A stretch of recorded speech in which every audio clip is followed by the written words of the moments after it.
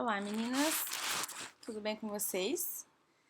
Hoje, então, a gente vai começar a conversar sobre as bactérias, né? Nós falamos um pouco já nas aulas presenciais e durante a semana passada vocês pesquisaram os artigos ou notícias que envolviam infecções bacterianas na estética. Vocês viram a quantidade de problemas que elas podem causar, né, em caso de falta de higiene ou transmissão por algum tipo de contato. E então a gente vai ver hoje mais profundamente o que são essas bactérias, o que são esses seres tão pequenos que podem ser, na maioria das vezes, benéficos para nós, como nós vimos que algumas inclusive vivem dentro do nosso sistema digestivo, mas também, em outros casos, algumas são patogênicas e podem causar aí diversos tipos de infecção e problemas para a nossa saúde. Tá? Então, as bactérias, elas são seres unicelulares, isso quer dizer que são formadas por uma única célula, e procariontes. Como a gente viu em sala, os seres procariontes são os seres mais simples, né? Aquele que possui apenas uma membrana, um DNA solto na parte interna da membrana e os ribossomos, que são as organelas responsáveis pela síntese proteica. E as bactérias, elas são classificadas no reino chamado de Monera. Então, dentro desse reino, que é o reino mais antigo dos seres vivos, é onde ficam classificadas as bactérias. Existem milhares de espécies de bactérias diferentes que apresentam formas diferentes, habitats diferentes e metabolismo diferentes. Tá? Então, a gente viu que alguns desses organismos, dessas bactérias, são causadoras de doenças, né? Um pequeno grupo é causador de doença, mas a maioria apresentam uma grande importância ecológica e econômica para a gente. Então, são elas que fixam o nitrogênio que a gente precisa, por exemplo, elas decompõem a cadeia alimentar, né? São os decompositores, formam a base da cadeia alimentar, isso é importantíssimo para nós. E na parte econômica, porque elas são usadas em vários processos biotecnológicos, tá? Então, elas são extremamente importantes para nós. Algumas características, então, das bactérias é que elas são seres unicelulares, como a gente comentou, formados por uma única célula, são procariontes, ou seja, células mais simples, mais primitivas. Elas vivem isoladas ou podem viver também em colônias, então vários indivíduos vivendo juntos para se fortalecer enquanto indivíduo e aumentar a taxa de reprodução e de sobrevivência. As bactérias também não possuem organelas citoplasmáticas, então vocês estão vendo lá em cito, né, com a professora Cíntia, que as bactérias elas possuem a célula pode possuir várias características diferentes dentro dela, várias organelas, que não é o caso das bactérias. As bactérias possuem apenas o DNA solto e os ribossomos. Além disso, as bactérias elas apresentam uma parede celular formada por açúcar, tá, por carboidratos. A gente já vai ver um pouquinho sobre eles.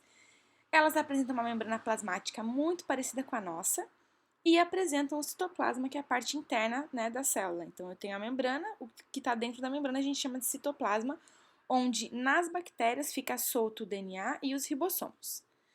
Em relação à morfologia das bactérias, dos procariotos, né, que são os seres como as bactérias, elas podem ter várias formas diferentes. As formas mais básicas e mais comuns são os cocos e os bacilos, como vocês veem aqui no quadradinho vermelho. Tá? Esses são os mais comuns. Os cocos, como a Neisseria, por exemplo, que é uma bactéria causadora de patologia, e os bacilos, como a Salmonella, que também é uma patologia bem severa, e os lactobacilos, por exemplo, que são as bactérias encontradas nos leites fermentados. Tá? Além disso, tem os vibriões, que também são patogênicos, os espirilos e os espiroquetas, como vocês podem ver nessas imagens. E também tem algumas bactérias que são fotossintetizantes, ou seja, que aproveitam da luz solar para formar energia, que elas são chamadas de pedunculadas, porque elas apresentam como se fosse uma raiz que ancora ela em algo e ela cresce para o outro lado, como vocês podem ver ali nas imagens em azul e amarelinho em cima, tá? Outros tipos de morfologia, as bactérias que vivem nos oceanos, que são as cianobactérias, elas são filamentosas, então elas parecem fios. Existem alguns outros chamados de mixobactérias, que têm uma morfologia mais diferenciada, como vocês veem na imagem aqui de baixo, que parece uma árvore pequenininha, né? Ou um mixococcus, que parece uma estrutura mais arredondada. Então, a morfologia é completamente variada, tá? E como a gente viu ali anteriormente, que algumas bactérias podem viver em colônias, ou em arranjos, ou em grupamentos, então elas vivem juntas. Tá? Dessa forma, elas se protegem e a taxa de reprodução é maior, tá? Então, aqui tem alguns exemplos. Os cocos, por exemplo, podem viver em agrupamentos, estafilococcus, streptococcus, são todos arranjos de cocos. Os bacilos também, diplobacilos, streptobacilos, podem viver em ajuntamentos, tá?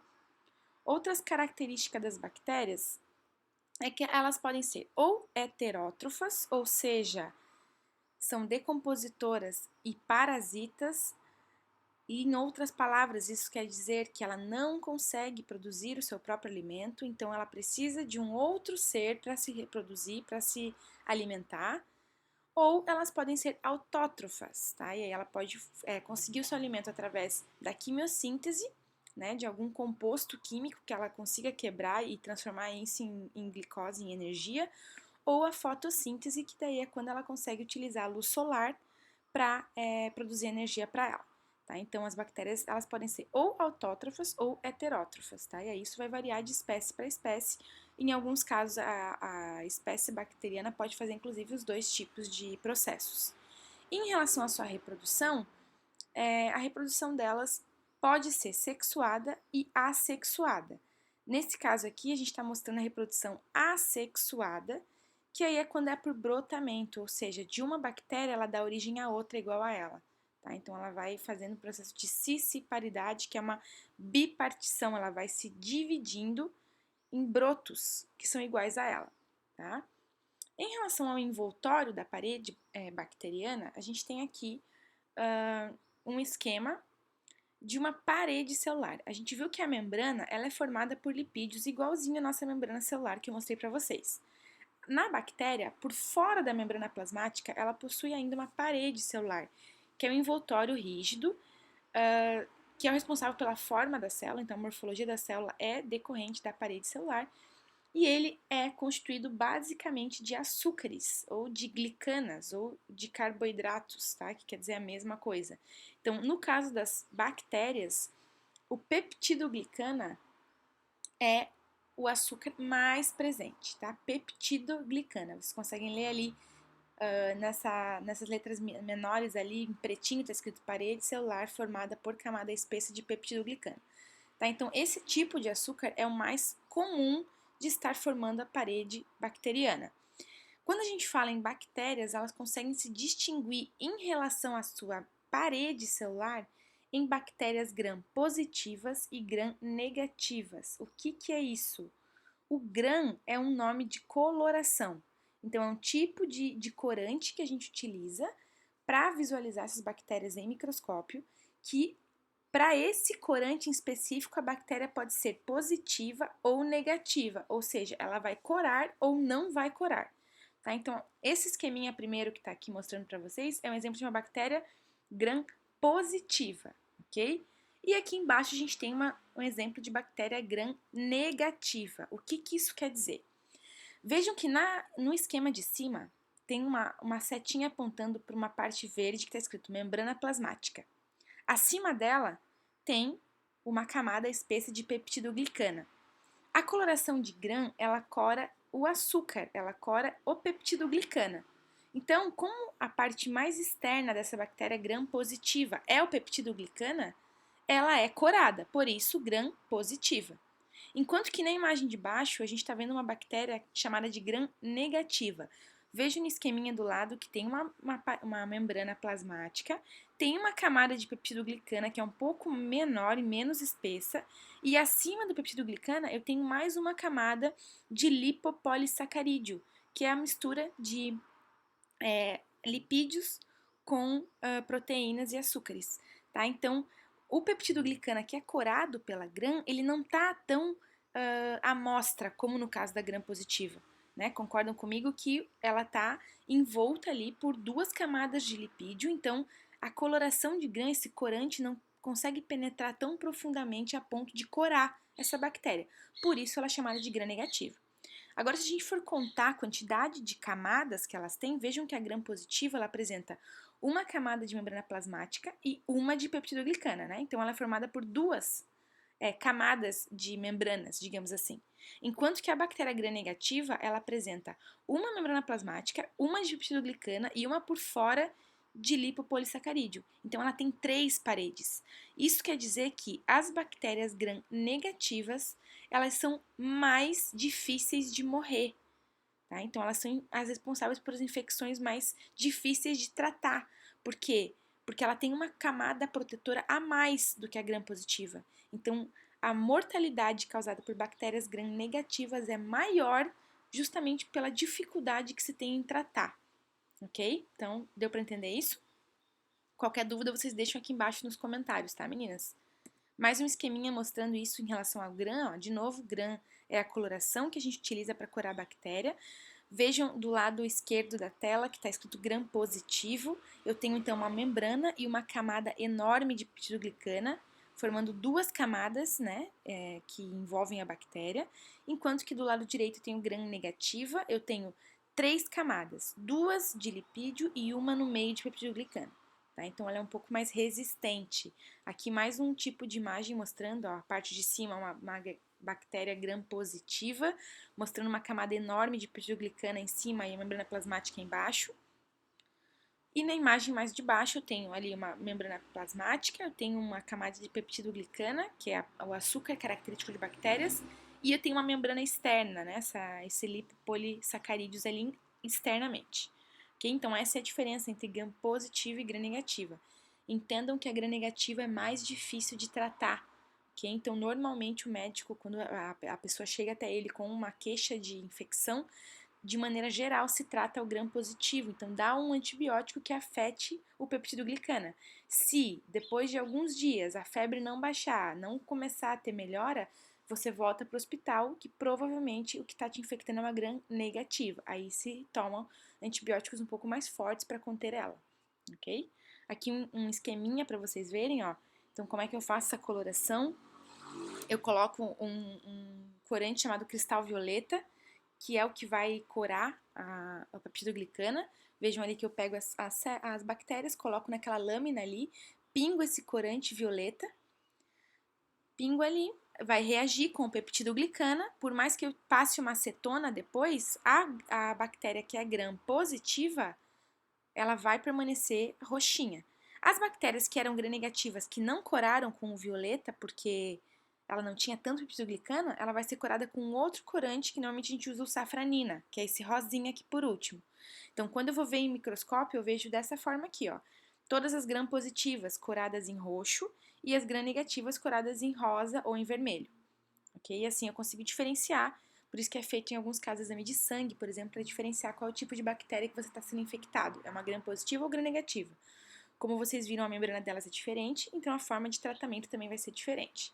E eu trouxe alguns exemplos reais para vocês verem de micro-organismos gram-positivos e gram-negativos. Então aqui tem os Staphylococcus aureus, Lactobacillus, Streptococcus, pneumonia, tétano, todos esses são positivos. Enquanto que os negativos são Pseudomonas aeruginosa, Escherichia coli, Vibrio cholera, a Salmonella, são exemplos de gram-negativos, tá? Tanto positivos quanto negativos podem ser benéficos e maléficos. Como vocês viram, vai depender, né, do nosso sistema imunológico. E as gram-negativas, que são as mais resistentes, também podem ser benéficas para a gente, assim como as gram-positivas, que são de mais fácil tratamento, também podem ser prejudiciais, tá? Isso vai variar de acordo com o nosso sistema imunológico. Em relação ainda à estrutura da célula procariótica, algumas curiosidades que eu vou trazer para vocês em relação à função da membrana. Então, como que uma bactéria consegue pegar água do ambiente para sobreviver, né? Porque ela precisa de água para fazer a função metabólica dela. Então, a membrana dela é permeável à água e algumas substâncias pequenas, como aminoácido, ácido orgânico, sais e hidrogênio, conseguem passar pela membrana, então ela é um pouco permeável. Em relação a alguns tipos de transporte que a bactéria faz, né? Ou seja, para absorver algum tipo de molécula ou para eliminar algum tipo de molécula que ela não utiliza mais, ela tem essas proteínas de membrana, como vocês estão vendo na cito, que acontece em nós, seres humanos, né, em células eucarióticas. As bactérias também têm esse transporte mediado por proteínas, tá? Da mesma forma como acontece com a gente. E em relação ao material genético das bactérias, o DNA da bactéria é um DNA circular, é uma molécula grande e circular, tá? E ele fica solto dentro do citoplasma. Eu comentei com vocês que algumas bactérias são chamadas de ultra resistentes, né? Principalmente as bactérias que vivem em hospitais, em regiões de UTI, por exemplo. Então, eu tenho a característica de que algumas bactérias conseguem formar e armazenar os plasmídios. Então, não confundam plasmídio com DNA bacteriano, são coisas diferentes. O plasmídio é um tipo de DNA que a bactéria pode armazenar, mas o material genético da bactéria é um DNA grande, circular, como está mostrando ali no númerozinho 1, e ele fica solto no citoplasma. Ok? Algumas bactérias conseguem formar os chamados plasmídios, que são moléculas bem pequenas, circulares, bem menorzinhas, que são capazes de armazenar informações. Então, aqui eu trouxe um esqueminha para vocês verem, ó. Eu tenho uma solução cheia de bactérias ali, eu consigo inserir alguns plasmídios ali dentro, ou elas formam plasmídios, e elas vão se tornando competentes, porque ela forma um plasmídio para cada antibiótico que ela entra em contato. Então, ela consegue ser uma bactéria competente justamente porque ela armazenou essa informação nesse DNAzinho pequenininho circular, ok? Então, o que os plasmídios fazem é conferir resistência ao antibiótico. Todos os genes de funcionamento bacteriano ficam armazenados no DNA bacteriano, que também é circular, só que ele é muito maior. Nesse esquema aqui, ele está representado por esse verde, que está até enlaçado, porque ele é grande, enquanto que os plasmídios são os pequenininhos que algumas bactérias conseguem formar, ok? Em relação à respiração, a gente viu que a bactéria ela pode fazer uma respiração aeróbica, ou seja, utilizar o oxigênio como a gente faz, então elas respiram, utilizam o oxigênio que estão no ambiente que elas estão presentes, utilizam a molécula de glicose e elas conseguem formar energia, tá? Da mesma forma como a gente faz. Mas elas também podem fazer um processo chamado de respiração anaeróbica. A respiração anaeróbica é quando elas fazem o processo de fermentação. Então elas utilizam a glicose e elas fazem essa liberação de energia a partir do ácido lático ou do álcool. E isso a gente chama de fermentação. Por isso que algumas bactérias são utilizadas no processo de fermentação de alimentos, inclusive. Tá? Então, por exemplo, a fermentação da uva para formar o vinho só é possível graças às bactérias. Então, as bactérias anaeróbicas são colocadas junto ali com as uvas. Elas não precisam de oxigênio, então elas conseguem pegar as moléculas presentes na uva e quebrar isso em álcool. E aí ela faz uma via de produção de energia anaeróbica e a gente tem como resultado o vinho, tá? A fermentação também é utilizado, por exemplo, para a fermentação do leite, então eu produzo o iogurte, o queijo, a nata, o requeijão, todos esses derivados de leite são utilizados e produzidos a partir de bactérias. Então, quando a bactéria transforma a molécula orgânica em ácido lático, a fermentação é chamada de fermentação lática, e aí produz todos os laticínios, né, todos os derivados do leite. Quando a bactéria pega essa molécula, esse piruvato, que é uma molécula orgânica, e transforma ele em álcool, aí a fermentação é alcoólica, daí o que dá origem aos vinhos, por exemplo, a cerveja e a todos os destilados. Okay? Então são os dois tipos de respiração. A aeróbica, como é o nosso caso, né, onde utiliza o oxigênio para a produção de energia, ou uma respiração anaeróbica, sem o uso do oxigênio. Ela utiliza moléculas próprias do alimento para produzir o álcool ou o ácido lático, ok? Em relação à reprodução, as bactérias se reproduzem, como eu comentei no início da aula, de forma assexuada, então acompanhe comigo a imagem. De uma bactéria, ela começa um processo de bipartição ali do seu DNA, então ela pega o DNA dela e copia, faz duas cópias idênticas do DNA, começa toda uma divisão do citoplasma dela, a parte interna é dividida, até que ali na letrinha E ela está completamente dividida. Então, isso a gente chama de reprodução assexuada, onde eu tenho formação de clones. Uma bactéria dá origem a outra igualzinho a ela. Outro tipo de reprodução que acontece nas bactérias é a que a gente chama de reprodução sexuada. Na reprodução sexuada, a bactéria utiliza o pílis. O pili é uma parte da membrana da bactéria, que eu vou mostrar para vocês uma imagem já já. Como ali está mostrando nessa imagem do lado de reprodução sexuada, tem a bactéria maior e duas bolinhas longe delas, não sei se vocês conseguem observar. Tem um fiozinho que liga essa bolinha até a bactéria, esse fiozinho é o pili. O pili ele é usado para fazer uma reprodução sexuada, então é como se fosse o pênis da bactéria. Tá? A bactéria ela não tem sexo, Então, é como se fosse um órgão copulador, onde ela se aproveita da outra bactéria, como vocês veem aqui no esqueminha embaixo, tem a bactéria A e a bactéria B. O pili de uma entra no outro e faz a troca de material genético. Então, dessa forma, eu tenho uma reprodução sexuada, tá? E aqui um outro esqueminha, ó, de conjugação, o mesmo esquema sendo mostrado de novo.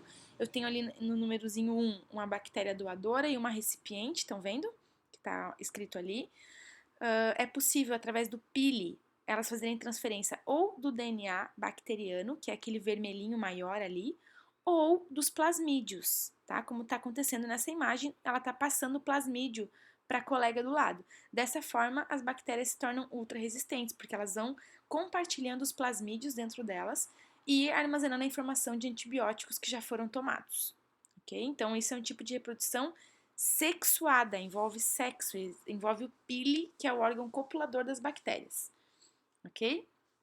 De estrutura, as bactérias apresentam, algumas delas apresentam flagelo. O flagelo é um órgão que fica do lado de fora da bactéria, que é responsável pela movimentação dela, tá? Então, elas conseguem ser chamadas de flageladas porque elas têm movimentação pelo batimento do flagelo. Então, vocês podem olhar ali que nesses esqueminhas mostram elas com flagelos que facilitam a movimentação. Outra estrutura que as bactérias podem possuir são as fímbrias. As fímbrias, elas servem para adesão. Então, por exemplo, como é que uma bactéria fica presa numa célula minha e não sai? Porque ela consegue produzir essa fímbria, que são proteínas de adesão, dela fica grudada na minha célula e ela não sai, ou grudada no meu tecido. E o pili, como a gente viu ali, que é o órgão copulador, né? Então, algumas têm um pili bem mais longo, outras um pouco menor, mas ela consegue, a partir desse pili, fazer a conjugação bacteriana ou a reprodução sexuada das bactérias, certo? Aqui uma imagem de uma bactéria com todas essas possibilidades aí de estruturas. Então, olhem que o flagelo ele é muito maior e mais grosso em relação ao pili, que é o único pili também que é sexual, e as fímbrias elas são bem mais finas com a função de adesão, certo? Outra estrutura que eu queria comentar com vocês são os endósporos, tá? Então, algumas bactérias, elas conseguem produzir essas estruturas chamadas de endósporas, que são estruturas de resistência. Então, de acordo com o momento que a bactéria está vivendo, ela percebe que o ambiente que ela está inserida não está mais sendo viável para ela. Do que ela faz? Ela se armazena dentro de pequenas bolinhas, que são os endósporos, que ficam completamente resistentes ao calor, a radiação, a produtos químicos, então ela fica completamente resistente. Tá? Algumas plantas fazem esse processo também, é como se ela se escondesse dentro de uma semente. E aí, assim que o ambiente volta a ser benéfico para ela, ela se desenvolve de novo numa estrutura bacteriana. Tá? Então, esses endósporos aí, eles são bastante frequentes em hospitais, onde acontece todo um processo de limpeza de sala, né? Tanto por radiação UV quanto por produtos químicos, a bactéria percebe que ela está em um ambiente inóspito para ela, ela se transforma em endósporo, né? Não são todas as que conseguem se transformar em endósporo, tá? Aqui tem alguns nomes para vocês verem, ó. Algumas gram-positivas como bacilos, clostridiums e essas outras duas, esporosarcina e esporolactobacillus, também conseguem, tá? Mas não são todas. Então, algumas conseguem formar essas estruturas de resistência e assim que o ambiente volta a ser favorável para ela, ela se diferencia de novo em uma bactéria e segue a vida dela. Tá? Aqui mais um esqueminha para vocês verem, ó. Ela está vivendo ali livremente em uma célula vegetativa, de repente o meio não está mais favorável, ela forma dentro dela um esporo, sai da célula, né, sai do corpo dela, fica salvo dentro do esporo, assim que o ambiente for favorável de novo, ela volta à vida. Tá? E aí é difícil porque para matar esses endósporos, gente, vocês não têm ideia. Eles são estrutura extremamente resistentes, muito, muito difícil de matar, tá? Certo? Se tiverem alguma dúvida até aqui, vão escrevendo ali embaixo que eu respondo, tá? Mais fácil vocês escreverem lá no fórum, tá bom? Eu vou deixar ali no mural com o link dessa aula aberto, vocês vão colocando as dúvidas ali, que aí a gente vai conversando. Em relação agora, um segundo momento da aula, que é a importância das bactérias, para a gente comentar aqui, as bactérias são importantíssimas em vários aspectos da nossa vida, que eu já comentei com vocês em sala. Ecologicamente falando, elas são importantes porque elas fixam o nitrogênio. Então, eu já tinha explicado para vocês que o nitrogênio é um elemento químico que nós precisamos muito. Nosso DNA é formado de bases nitrogenadas, então eu preciso do nitrogênio. Só que o meu corpo não consegue obter esse nitrogênio. Então, eu preciso de bactérias que fixem esse nitrogênio e doam para mim. Então, normalmente essas bactérias elas ficam localizadas nos bulbos das raízes, como vocês vêem nessa imagem, e aí a gente se alimenta dessas raízes, ou o animal que a gente vai se alimenta dessas raízes, ou a planta que a gente vai se alimentar tá com a bactéria na raiz, e aí quando a gente se alimenta dessas bactérias, a gente obtém o nitrogênio, tá? Que é importantíssimo para nós. Então, essa é uma grande importância ecológica. Além disso, as plantas, as bactérias, elas são decompositoras, né? Então, elas estão na base da cadeia ecológica. Então, tudo que morre precisa ser decomposto para ser reabsorvido, né? Nós vivemos em um ciclo ecológico. Então, as bactérias fazem o processo de decomposição, né, de folhas, de corpos de animais, e essas moléculas ficam disponíveis de novo para que o solo absorva, e aí isso volta de novo para a cadeia ecológica. Tá? Em relação à importância econômica, as bactérias, como a gente viu, elas são fermentadoras, né? Fazem o processo de fermentação, então elas são importantes para a gente conseguir produzir leite, coalhada, iogurte, por exemplo, queijos, todos os tipos de queijo. Bebidas alcoólicas, todos os destilados e vinhos também são produzidos com o auxílio das bactérias, tá? Então a importância econômica delas é absurda. A importância médica e técnico-científica também é muito interessante. Toda a parte de alimentos transgênicos é feito através de bactérias, então é utilizado aqueles plasmídios dela para tornar um alimento modificado. Para evitar com que, na agricultura, né, para evitar com que os parasitas consigam infectar as bactérias, a gente consegue inserir genes de resistências bacterianos nas plantas para que elas não sejam afetadas por vermes e por parasitos. Então, assim, ó, a importância delas na agricultura também é muito interessante. E a importância médica, né, ela através das bactérias é que é produzidos os hormônios de crescimento, insulina e dentre outros tantos hormônios que são utilizados. Como vocês podem ver nessas imagens, ali em cima tem uma placa de Petri com várias bolinhas que são as bactérias, tá? Elas são colônias de bactérias ali, cada uma delas produz um antibiótico específico ou algum composto que pode ser medicamentoso para a gente, ou algum hormônio que a gente pode extrair e utilizar, tá? Então, a importância médica também é muito interessante. Eu não poderia deixar de falar para vocês da parte médica chamada de CRISPR-Cas9, é uma técnica que eu expliquei para vocês em sala, onde ela está sendo bastante discutida para se tentar curar alguns tipos específicos de câncer, tá? Essa técnica é retirada de uma enzima de restrição de uma bactéria, então onde essa enzima consegue fazer a alteração de letrinhas erradas no DNA. Então, utilizando uma bactéria, você consegue fazer com que o erro seja reparado e assim você tem a célula que foi mutada reparada. Então, seria uma forma de você conseguir conter, né, o avanço do câncer. Uma importância assim, ó, interessantíssima. Na área de vocês, então, para uma área mais plástica, né, mais estética, a partir das bactérias é que é extraído, por exemplo, o Botox, que é bastante utilizado na área da estética, né, para cirurgia plástica e tratamentos estéticos. Então, o Botox é removido a partir das bactérias que produzem o ácido botulínico. Então, para vocês verem a importância que elas têm também na área mais relacionada a vocês. Na parte de produção de vacinas e antibióticos, as bactérias elas são utilizadas para conseguir se formar essas vacinas, né? Então, você pega um pedacinho da bactéria ou uma parte dela, inocula isso no indivíduo e aí você tem uma vacina produzida para alguns tipos de doenças. Além disso, na indústria química também é interessantíssimo que há bactérias que produzem acetona, metanol, butanol, que são gases que a gente nem imagina, mas são elas que produzem. Algumas cidades e alguns locais estão utilizando as bactérias para tratamentos de esgoto. Como elas fazem essa respiração anaeróbica que a gente comentou, elas conseguem fazer uma degradação aceleradíssima dos resíduos orgânicos. Então, elas conseguem acelerar o processo de produção de adubo, por exemplo, que é utilizado depois em composteiras, né? E ela degrada o lixo. Imagina, que a gente não tem o que fazer, os resíduos orgânicos que a gente não tem o que fazer, as bactérias degradam. Então, elas são extremamente importantes.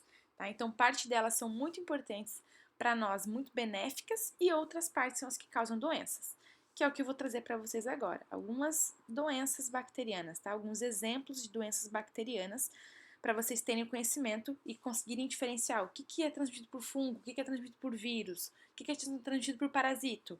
Daí a gente vai vendo alguns exemplos de doenças que são transmitidas por cada um desses patógenos, tá? Então, o botulismo, por exemplo, é uma doença bacteriana que é transmitida através da ingestão de alimentos enlatados que têm a toxina botulínica. Sintomas principais: paralisia muscular, porque tem o bloqueio de alguns nervos. E como que eu faço para não pegar o botulismo? A profilaxia é cuidado na conservação de alimentos, tomem cuidado para não utilizarem as latas sem ter limpado antes com álcool, ou ter lavado ela com detergente. E em alguns casos, pessoas que acabaram de ter tratamentos feitos com antibiótico ficam um pouco mais suscetíveis a desenvolverem outra patologia, né? Justamente porque a gente viu que quando eu tomo antibiótico, as bactérias boas que estão em mim também morrem. E se elas morrem, elas não conseguem proteger o meu corpo. Tá? Outro exemplo de doença bacteriana é a hanseníase, também chamada de lepra. Tá? Então, o agente etiológico é a Mycobacterium leprae, que é uma bactéria. A transmissão é por contato direto com secreções contaminadas de pessoas doentes, seja na pele ou na mucosa. Sintomas: lesão de pele, perda de sensibilidade, várias manchas, erupções na pele também pode ter. Em casos mais avançados, pode ter a atrofia de alguns membros, como vocês podem ver nessa imagem, tá? Que lesões cutâneas levaram à perda, inclusive, de dedos. E para profilaxia, então, a gente tem a educação sanitária e tratamento dos doentes com antibióticos, né? Então, para tentar tratar essa doença. Outro exemplo de doença bacteriana é a meningite meningocócica. Ela é transmitida por Neisseria, que é uma bactéria. A transmissão é dada pelas vias respiratórias, por inalação de partículas contaminadas por saliva. Tá? Então, a pessoa está gripada, fica espirrando em cima do outro, ou está com algum tipo de problema na via respiratória, e tosse ou espirra sem colocar a mão na boca, sem algum tipo de máscara, ela consegue transmitir essa bactéria. Assim como está acontecendo agora com a gente com o coronavírus, né? Sintomas da meningite: febre alta, dor de cabeça, rigidez dos músculos, principalmente dos músculos da nuca, então o pescoço fica um pouco mais endurecido, vômitos, apresentam algumas manchas na pele e hemorragias digestivas, tá? Então, para profilaxia, evitar ambientes fechados com aglomeração de pessoas, isolar os doentes, vacinação, porque já existe vacinação para meningite, e o tratamento é feito sempre com antibióticos. Outro exemplo de doença bacteriana é o tétano. O tétano também causado por bactéria, a transmissão é dada pelo solo, porque o Clostridium tetani é uma bactéria que gosta de viver em ambientes enferrujados, inclusive é ele que auxilia no processo de ferrugem, e aí às vezes a gente pisa em um prego ou utiliza algum tipo de tesoura, faca, estilete que seja enferrujado, esse patógeno pode penetrar no corpo, causando uma lesão. Tá? Então, o que ele causa? Ele causa espasmo muscular, tontura, palpitação, febre, rigidez no pescoço, suor excessivo, vários sintomas. E a profilaxia é a vacinação, né, que é importantíssimo, que tem que ter reforço a cada 10 anos, e tratamento com sedativos, relaxante muscular, antibiótico e um soro antitetânico, porque essa bactéria ela é mortal, tá? Se não for tratada a tempo, é bem perigoso. Febre maculosa, outro exemplo de doença bacteriana, é uma doença que é transmitida por um carrapato, tá? Então é uma bactéria que fica armazenada dentro do carrapato, assim que ele pica a gente, né, que é a rickettsia. Assim que o carrapato pica a rickettsia adentra na nossa corrente sanguínea e causa toda uma doença que tem como sintomas febre alta, dor de cabeça, dor no corpo, mal-estar, náusea e vômito e algumas manchas pelo corpo. A profilaxia é evitar esses locais contaminados pelo carrapato e tratamento sempre feito com antibiótico, tá? A febre maculosa é uma doença que está controlada agora, graças a Deus. Outro exemplo, peste bubônica, uma doença que já teve o seu auge, né? Hoje em dia também é uma doença controlada, causada por uma bactéria chamada Pasteurella pestis. Transmissão é dada pela picada de pulga de rato contaminada. Olha só, então se eu moro em lugares onde não tem muitos cuidados com a higiene, pode ter proliferação de rato. Se a pulga desse rato nos picar, ela consegue transmitir, né, essa peste bubônica. e aí que os sintomas são horríveis, eu coloquei apenas algumas imagens, mas tem inchaço nos linfonodos das virilhas, da axila, tem muita febre, pode ter escurecimento de membros, pode ter essas erupções na pele que são muito difíceis de tratar depois. E a profilaxia, então, é o combate às pulgas e aos ratos e o tratamento feito com antibióticos, tá? Coqueluche, outro exemplo de doença bacteriana, transmitida pela Bordetella pertussis, transmissão dada pela inalação de gotículas espalhadas pelo ar. Então, agora com a febre aí do corona, a gente está vendo como é importante a gente não tossir, espirrar próximo a outras pessoas, porque todos esses exemplos de bactérias podem ser transmitidas dessa mesma forma. Sintoma da coqueluche: febre, coriza, surto de tosse seca, vômito e hemorragia cerebral. Profilaxia: a gente toma, né, a vacina tríplice assim que nasce. Caso não tenha tomado ou caso a vacina não tenha sido responsiva, o tratamento é feito com antibióticos. A difteria, outro exemplo de doença bacteriana, ela também é transmitida pelo Corynebacterium diphtheriae, tá? Ela também é transmitida pelo ar, assim como algumas outras que a gente está comentando. Sintomas: inflamação nas cavidades nasais, faringe, laringe, pregas vocais. Pode inclusive provocar morte por asfixia, como vocês estão vendo ali na imagem.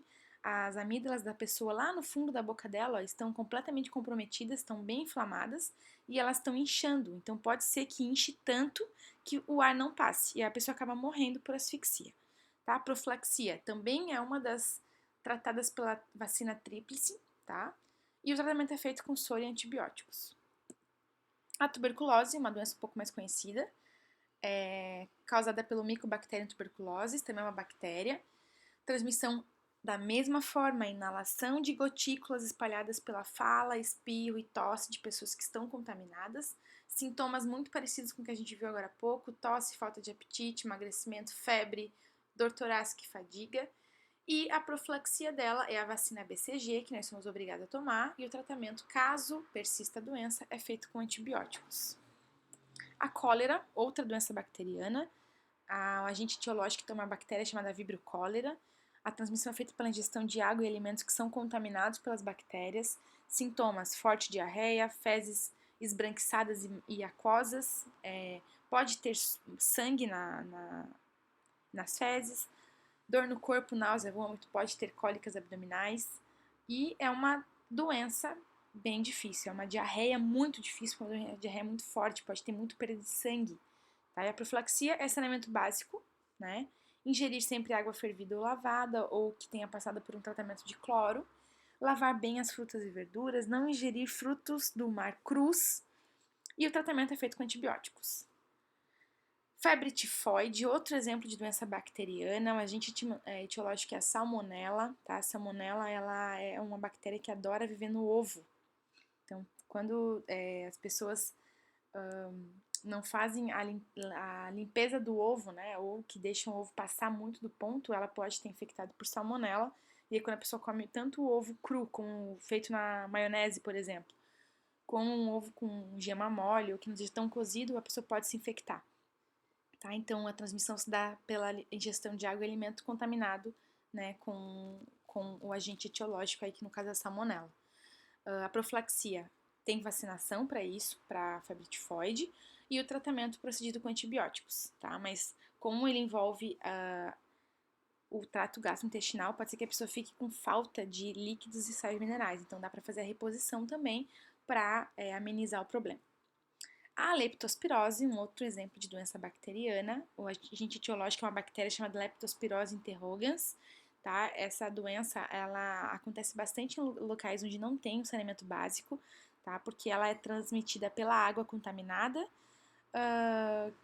As bactérias penetram no corpo justamente por estar num ambiente sujo, então o rato ali, ele entra no papel de ter essas bactérias dentro dele, né? Que ficam se proliferando, daí ele libera as fezes ou a urina nessa água que a gente pisa, às vezes descalço, e aí tá com algum ferimento, tá com alguma parte machucada no pé, essas bactérias podem entrar e causar aí uma doença que é a leptospirose, que é uma doença bem chatinha, tá? Ela tem vários sintomas, como febre alta, dor de cabeça, dor muscular, ela afeta também os problemas respiratórios, pode até levar à morte se não for tratada a tempo.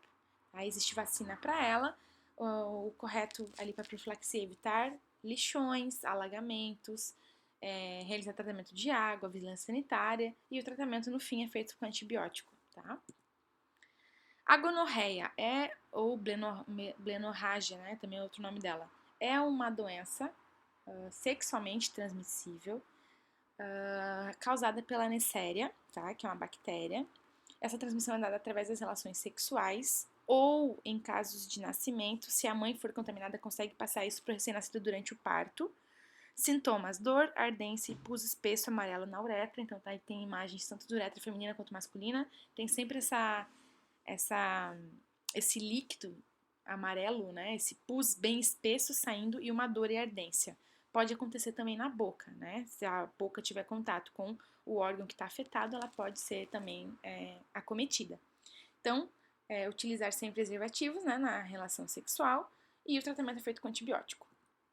A última doença que eu vou mostrar para vocês é a sífilis. A sífilis também é uma doença bacteriana passada através da relação sexual, né, desprotegida. Então, sempre utilizar preservativos. A treponema é a bactéria que causa sífilis. Os sintomas são lesões escamosas na pele. Pode afetar também a área mais íntima, né, causando lesões endurecidas ali. Pode levar ao câncer, inclusive, se não for tratada a tempo. Em estágios mais avançados, pode afetar o sistema nervoso. Então, se essa bactéria entrar no sistema nervoso, pode causar problemas mentais, dificuldade de coordenação motora e até a cegueira. Tá? Então, com profilaxia, feito sempre com antibióticos e evitar relação sexual com pessoas portadoras de sífilis e sempre utilizar preservativos, ok? Bem, é isso que eu queria mostrar para vocês hoje, tá? Uma aula aí mais básica sobre bactérias, para vocês terem entendimento do que são esses seres tão interessantes, tão pequenos, que são tão benéficos para a gente, mas em alguns casos são tão problemáticos para nós, tá? Então, espero que vocês tenham conseguido acompanhar. Eu vou deixar para vocês os slides ali na Mediateca, para vocês conseguirem ver os slides separadamente. Qualquer dúvida, meninas, deixem ali no mural. Eu vou postar agora o link dessa aula. Deixem ali no mural, tá? As dúvidas que eu vou respondendo. Na semana que vem a gente pode agendar uma webconferência para vocês tirarem as dúvidas mais pontuais que tenham. E a nossa prova fica marcada para o dia 7 de abril, ok? Eu vou pular uma semana, justamente para dar tempo de a gente falar mais dos mecanismos de patogenicidade ainda e tirar as dúvidas na próxima semana. E aí a gente fica com a nossa prova para o dia 7 de abril, ok? Beijão para vocês, se cuidem, não saiam de casa e é isso aí.